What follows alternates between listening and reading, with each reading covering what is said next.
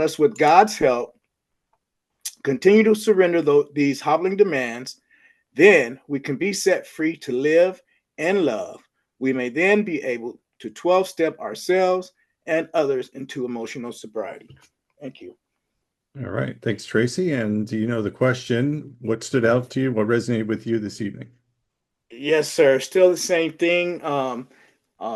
Surrendering to these demands. Um, I just turned 58, and there's still some, things. There's some emotional sobriety there that I know this is going to be for the rest of my life. But I get better, and I know that things don't have to be a certain way for me to be all right. I'm responsible, and I heard this Tom had shared about it.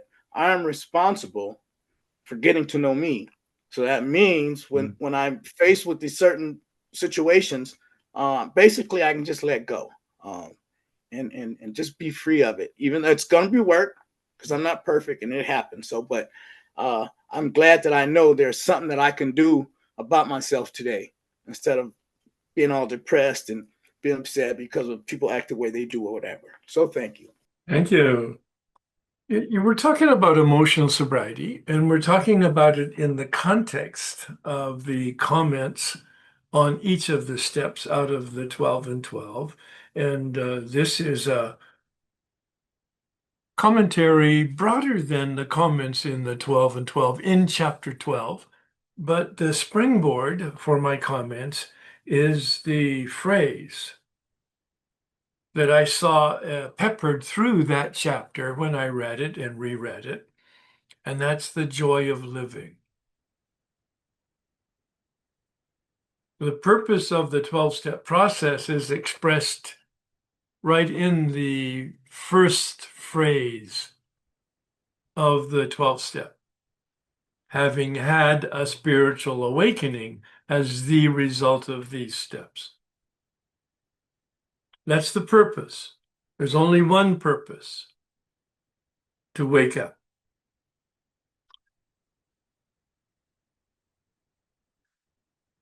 That's accomplished by having an effective relationship with power. Of course, the big book uses the word God, but I'm going to use the word power. It's a synonym, at least in this discussion. The purpose of the 12 steps is to bring us to a relationship with power. In that relationship, as a result, we will wake up. And then we will stay awake. This is embedded in the words of the 12th step. If we carry that message. Well, there's lots of interpretation as to what is the message. They're all wonderful, and they have a great spirit and a great intention. But in terms of the interpretation, from my standpoint, it has only one meaning: the message. You too can have a spiritual awakening if you apply those 12 steps, or especially the first 9 steps, to your personal life. You can have a spiritual awakening. That's the message. And then the way of life that is embedded into this entire process and described in the big book and in the 12 and 12. The joy of living is a product of practicing principles. Those are the 3 primary gifts, I believe, of understanding the words of the 12th step itself.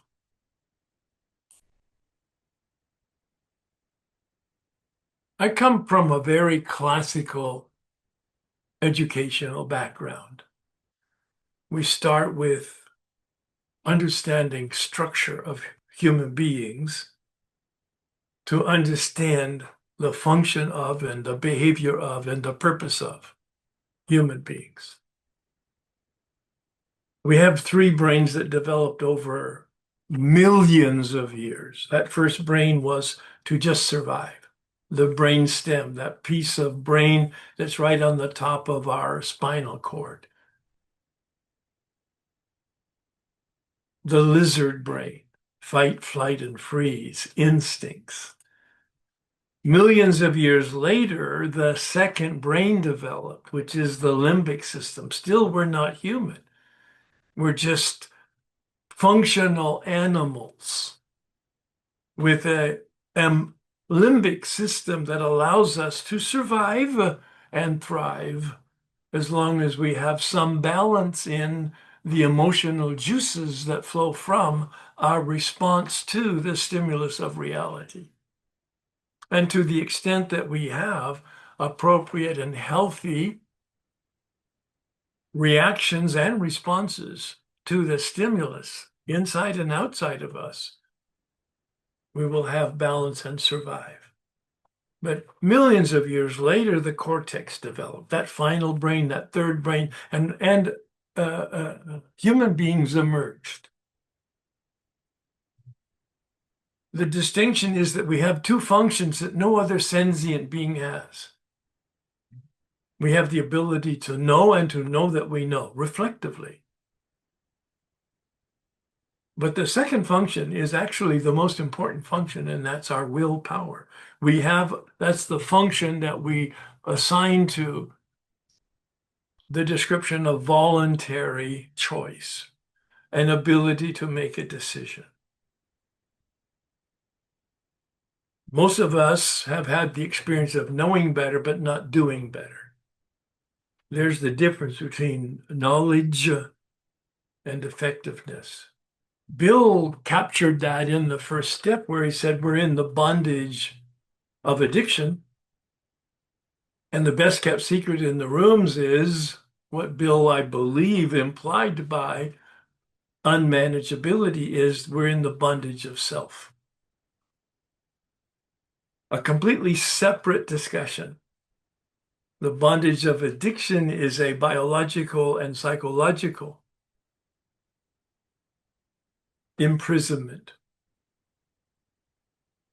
The bondage of self is psychological and perhaps theological, or at least in this sense, we'll use the term spiritual. The function of the will. We can have physical sobriety if we work the first 9 steps. It's guaranteed in the big book. Anybody who is here and in a 12-step program might want to make a note, page 84. We are placed in a position of neutrality. Don't be looking it up if you have a big book of present. Please stay with me. This has a continuity that you will lose the connections if in fact you get distracted by any type of research. Just listen and make some notes if in fact you want to track what I'm saying. The first 9 steps are the program of recovery. Freedom from addiction, it's guaranteed. And then Bill says we enter the world of the spirit. This is the promise. Awakening in the 12th step, having had a spiritual awakening. We enter the world of the spirit. It's a world other than the body material. It's a world other than the mind. In this case, emotions are included in that concept. It's a world that is the world of willpower, a world of the spirit. The word spirit comes from the Greek word spiros, breath, spirit, spiritual, immaterial, invisible. It really is a choice for us. That act of faith that Bill asks us to make on page 53 in the big book, so that we can, in fact, take the actions that are described in in steps 1 through 9 and have that neutrality that is promised. A recovery from addiction, a restoration of sanity, not psychological or psychiatric sanity.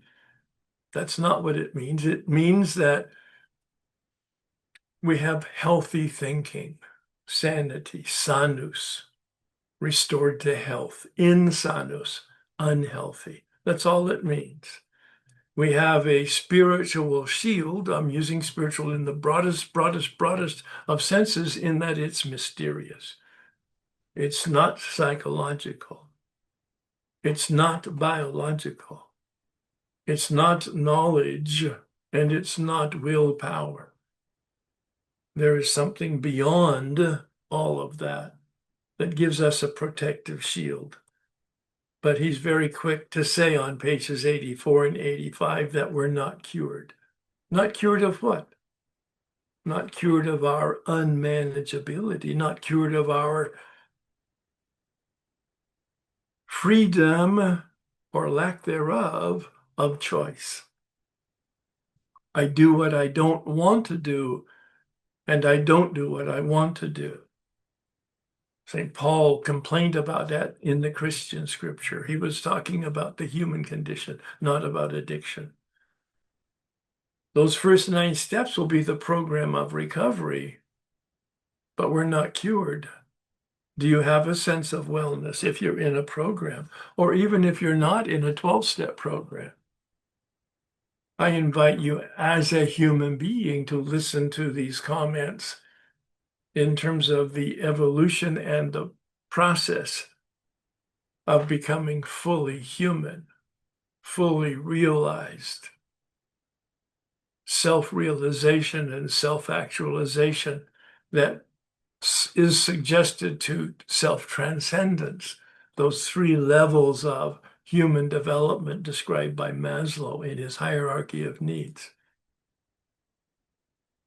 Do you have contentment on a daily basis? Today, on a regular basis, a sense of wellness, a sense of contentment, a sense of harmony, a sense of balance. Recovery is one thing. Letting go of the prison of emotions and the unhealthy reactions to stimulus inside of me and outside of me is quite another thing. Emotional balance is what Bill talked about. We heard it in the material that's read every time we start this workshop from Bill's letter, and I get new kind of stimulus from that letter as, in fact, I ponder it and think about it and listen to your experiences with it. Emotional balance, living in the light, freedom from unmanageability. This is what Bill promises in the 12 and 12 and in the 12th step and in the big book of Alcoholics Anonymous. We enter the world of the spirit. What does that mean? I have some thoughts about that, some opinion about that. We enter into a world of mystery, a world of a relationship with mystery, a relationship with power. Dr. Berger calls it the organismic life force, and oft has quoted the picture that he puts up with an acorn and an oak tree. What is the life force that brings the acorn to the oak tree? Once we make that contact and wake up, human beings have a tendency to fall asleep because we have beliefs that are lenses that are not accurate. They've been shaped by our genetics or our environment, our family, our culture, our history, our experiences, and the lenses are distorted. And therefore, we don't see reality as it is, we see reality as we are. And we're disturbed. And one of the wonderful items in the step 10 in the 12 and 12, Bill says it's a spiritual axiom. Whenever we're disturbed, there's something wrong with us. Anybody who has done a thorough and effective 4th step has had the experience of taking full responsibility. Their role in their disturbance, 100%. I don't have a part in my disturbance. I own it 100% because it's my reaction. I don't take responsibility for circumstances. I don't take responsibility for people. Circumstances and people can be really tragic and unfortunate, but I take responsibility 100% for my reaction to and response to. Two different words. Reaction is a conditioned response without any thought. Response is the human pause that gives us the ability to ponder, to consider our source of our reaction.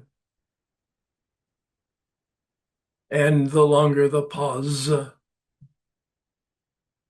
more effective the response, because we've had time to think about the consequences and the outcome and the impact on other people.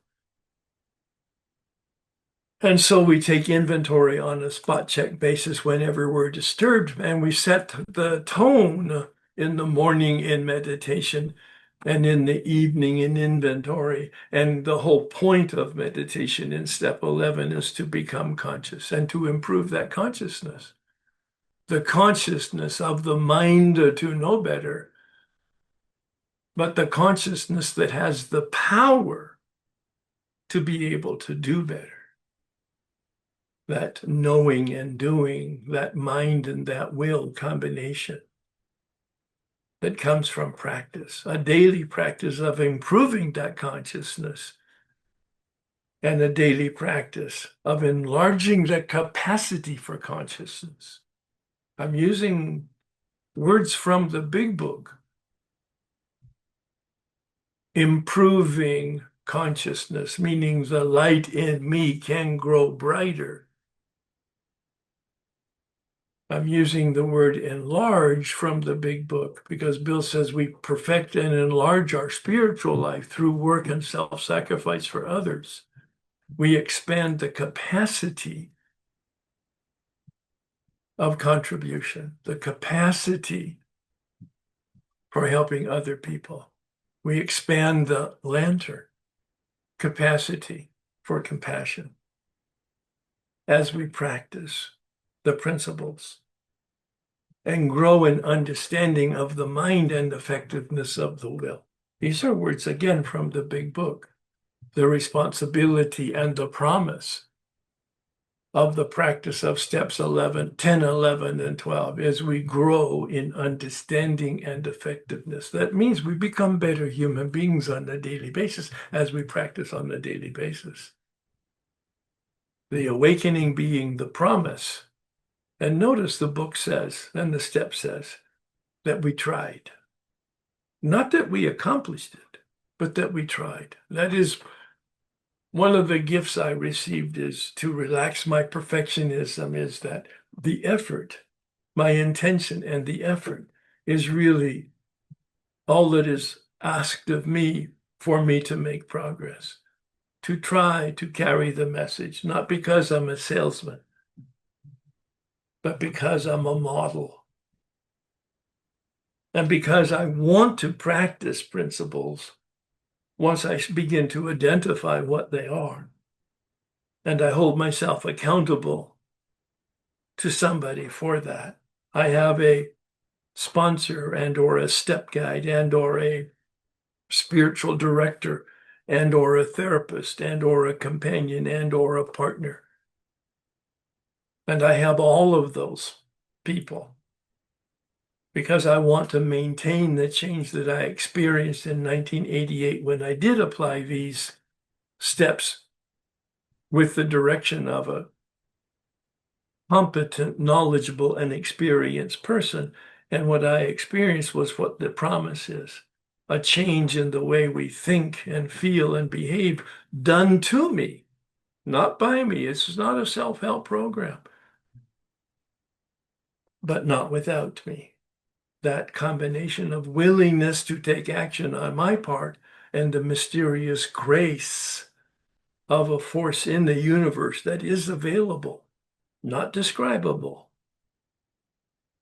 I'll never have any certitude about it. I'll never have any concrete knowledge about it. But I made a choice in step 2 and a decision in step 3 to take the actions, and I trusted that the witness by other people was in fact real. And now when I look back over my shoulder, I know that it is. Bill suggests in the big book in chapter 7, that very first line, nothing will so much ensure immunity from drinking as intensive work with others. Codified in a very glib statement, accurate, but glib. You can't keep it unless you give it away, and to the extent that you give it away, you keep it. Paradoxes that can lead to some pretty wonderful meditations, motivating to be the model of the message, not necessarily sharing it verbally, but sharing it by my example. And practicing principles in all our affairs. He never gives us a list of principles in the big book or the 12 and 12. But he does give us 4 chapters describing the application of principles.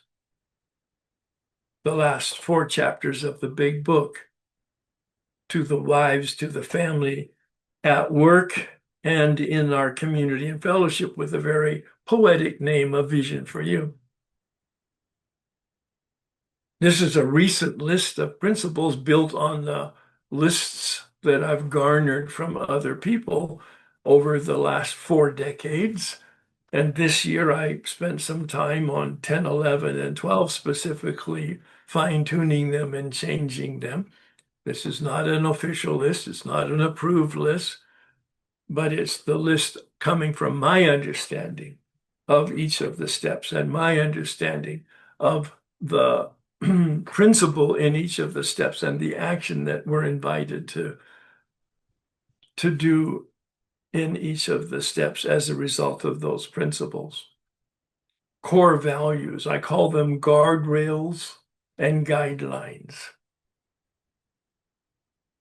Principles like a biological or physics principle, the law of gravity. It's a accepted principle of physics. Heavy objects fall to the ground. I'm not sure anybody explains it. I'm not a scientist. I am a salesman. But if I dropped a pen 100 times, it's going to go to the floor 100 times. There is some law, physical law in the universe that in our Earth universe, it doesn't happen, of course, beyond the Earth atmosphere, and you've seen that in the spaceships. But Bill speculates, and philosophers speculate, and psychologists speculate, and theologians speculate, and thinkers speculate. There are human principles, invisible, immaterial, but every bit as absolute as physical principles. They're non-negotiable. They're immutable, meaning they can't change. And the reason that people suffer, one of the major reasons that people suffer, using that word suffer, not pain, is that they keep attempting to behave in a way contrary to the laws of nature, the human principles, the universal principles, the spiritual principles. And when we're in alignment with those principles, our life will be in flow. And when we're out of alignment with those principles, we will suffer. You've heard the phrase, pain is inevitable because we're material beings, finite. We have a beginning, we have an end. And there's integration and disintegration in between. Inevitable because we're material and finite beings.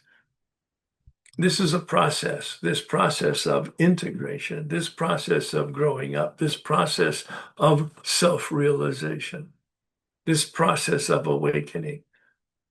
Physical sobriety, as I mentioned, steps 1 through 9, and then emotional balance, step 10, and then 11, and then 12.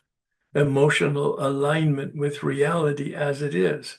If you were listening today to the reading of the letter, Bill talked about balance.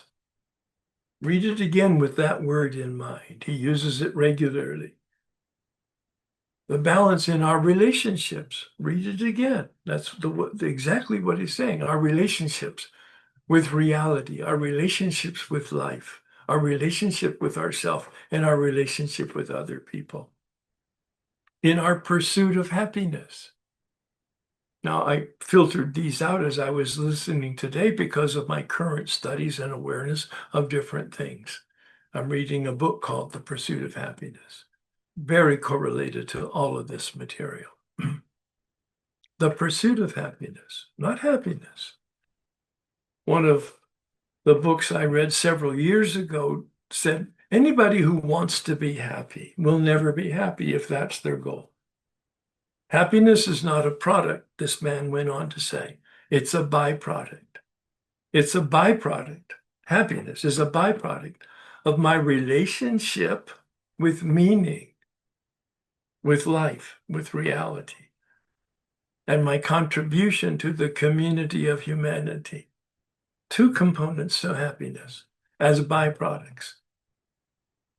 My effective and healthy relationship with life,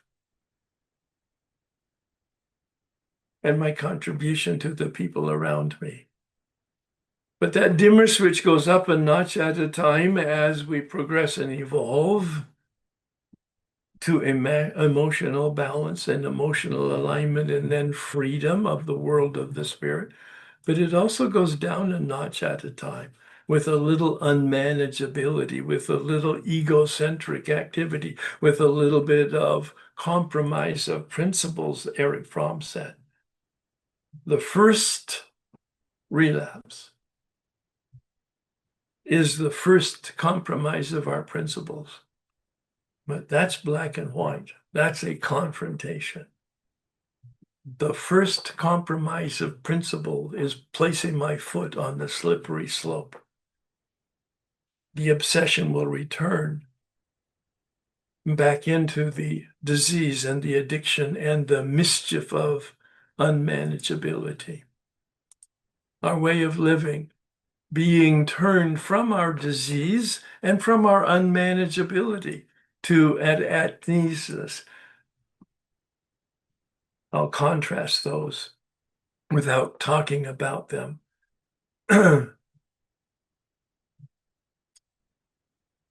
All the function of my will. Unmanageability is my self-centeredness, as Bill mentions on page 62 in the big book. And we can't even reduce it much by wishing or trying on our own power. We needed a power other than ourselves and a relationship with that power to be in alignment with reality as it is. We enter the world of the spirit, that is a relationship with the mystery, with the invisible, with the spirit, with whatever it is we choose to believe in, and then begin to trust and only learn that it's worthwhile after a few months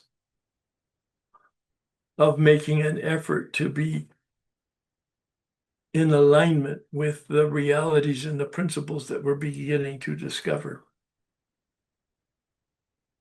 Becoming a lantern. Who is coming to help them? You've seen the slide and you've heard Dr. Berger talk about who is coming and nobody's coming. This is a version of that. Who is coming to help them? We are the one they are waiting for. Each of us has a unique gift based on our DNA and our family of origin and our culture and our experiences. The same things that darkened us in terms of our unmanageability and spiritual malady are the assets that can be using those liabilities. The wounds in us become the sources of healing for others.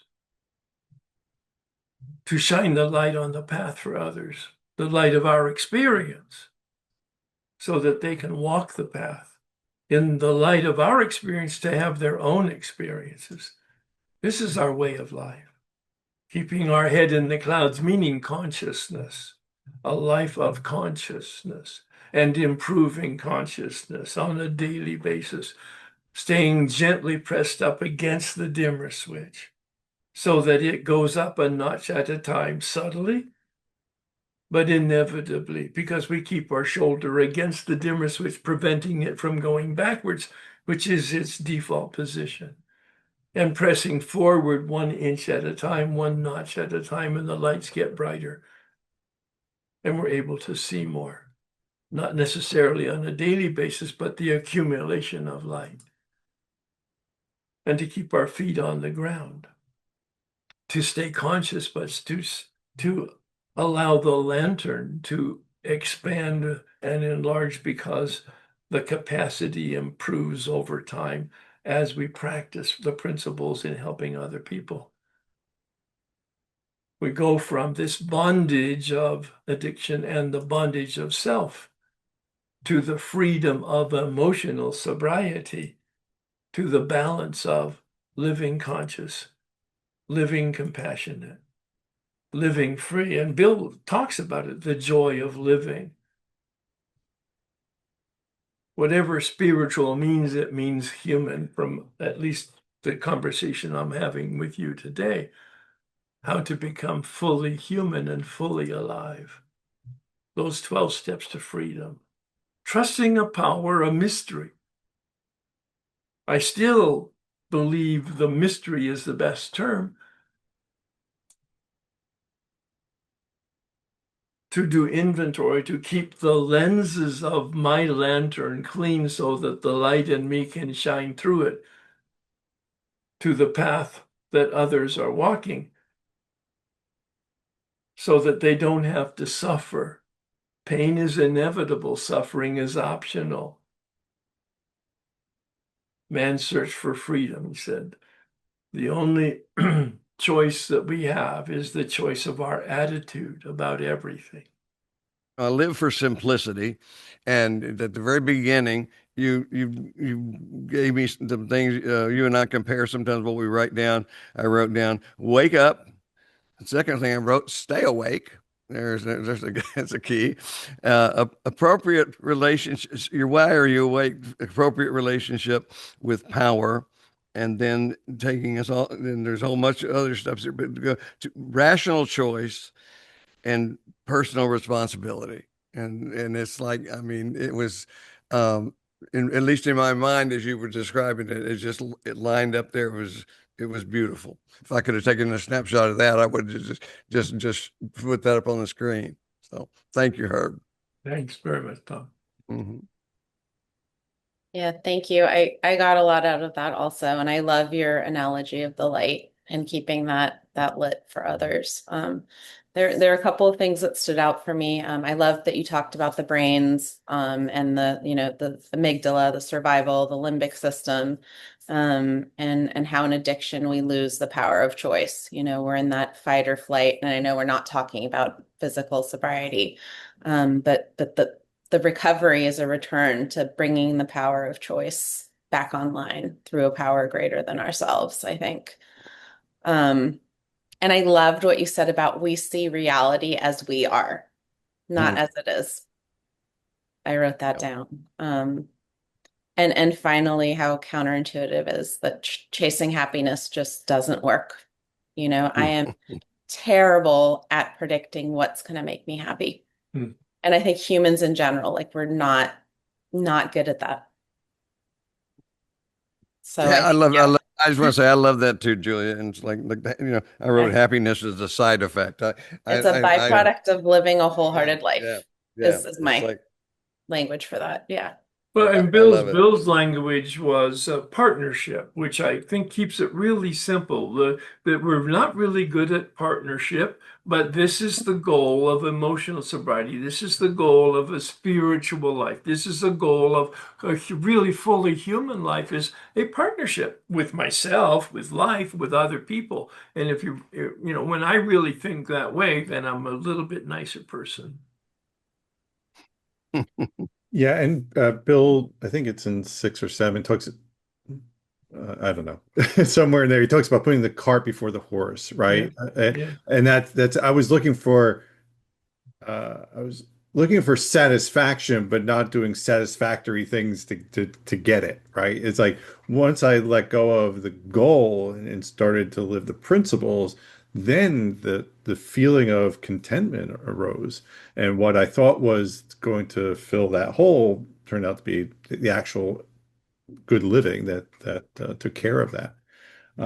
You started off by saying the idea of joy of living, and when you were ramping up towards the end, like that joy of living, that joy of experiencing and talking about being that lantern of the 12 steps and the spiritual awakening that happens came through as joy, right? It wasn't preachy. It was like this is what I love about it. It's like I've got something to share here. This is the good stuff.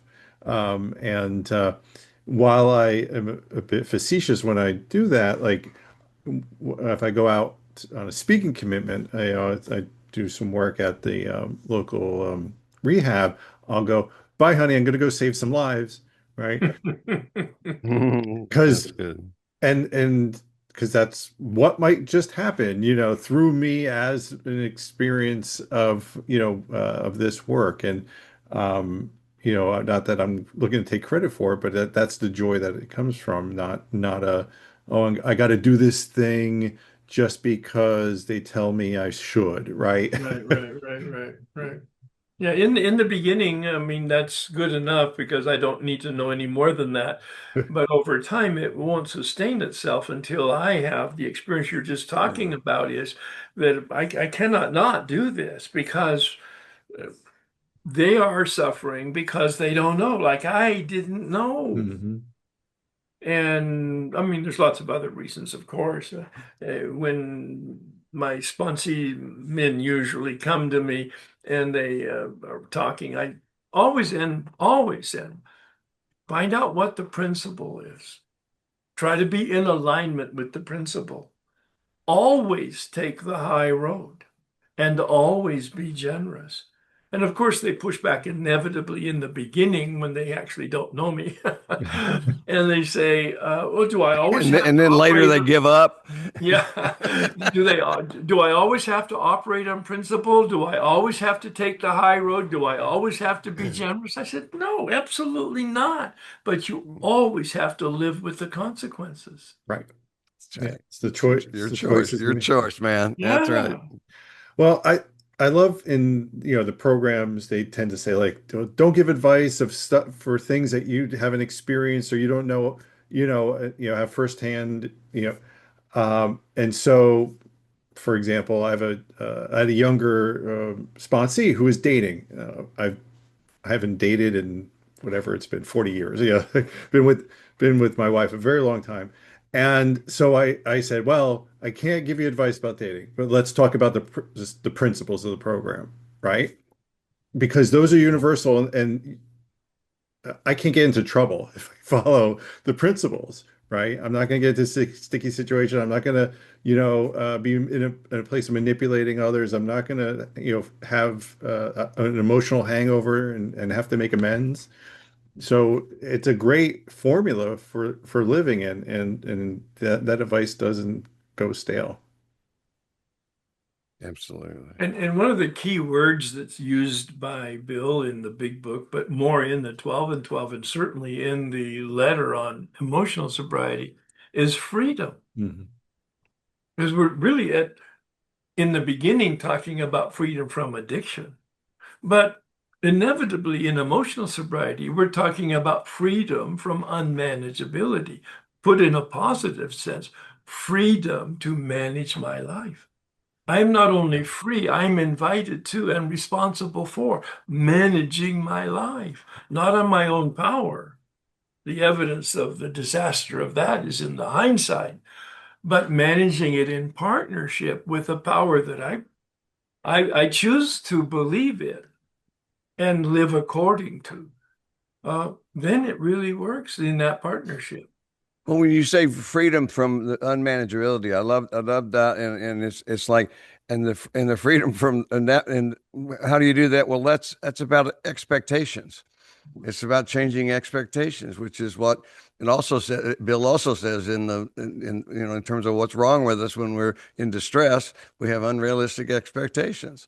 And and what Alan and I have been calling on the podcast, being offended by reality. It's like, because it is very offensive. It's like, yeah, I love that. It's like, and yeah, that's all. I just like it. Well, it's so basic and yet it's so elusive, and I didn't see it for such a long time, and that is reality is absolute. That's right. It's immutable, it's non-negotiable, it just is what it is. And then, as we've talked about here many times, it's not personal. Right. It just is, solidly is. And it's our invitation, our challenge is to, what does is mean? Well, my favorite thing, one of my favorite words to use with that is just because I think it gets people's attention, but it is also, it is literally the truth, which is it's indifferent. Nature is indifferent to us. It's and it doesn't. And we use that word. We have connotations that that's negative thought. It's like no, indifference is indifference. It's like Neutral. just the best example is whatever the weather is outside. It is totally indifferent to me. It's like I know that because I've talked to it a lot, and it doesn't help, it doesn't Doesn't do it. change at all. In all of these and all of the reading I've done, I've never heard that. And I just love it. I'm going to incorporate that into one of the characteristics of reality. Yeah. It's Oh, and indifferent. by the way, I want you to know, you said when you were talking about your list, and you include not approved. I want to, and I'm going to speak for myself and Julia and Tom, and you guys correct me if I'm wrong, but you can now call that list approved because we approve it. I approve it. Yes, I Yeah. approve this message. Right, right. Yes. Well, I love you used a comparison to to gravity, right? I think, Yes.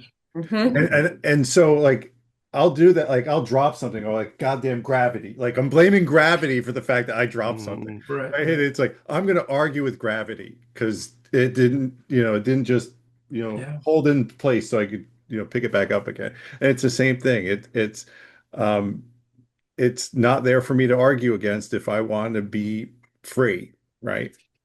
Right. Well, yeah, my stepson, not stepson, son-in-law, one time I was complaining about some dog behavior, and he said, "Yeah, don't be a dog."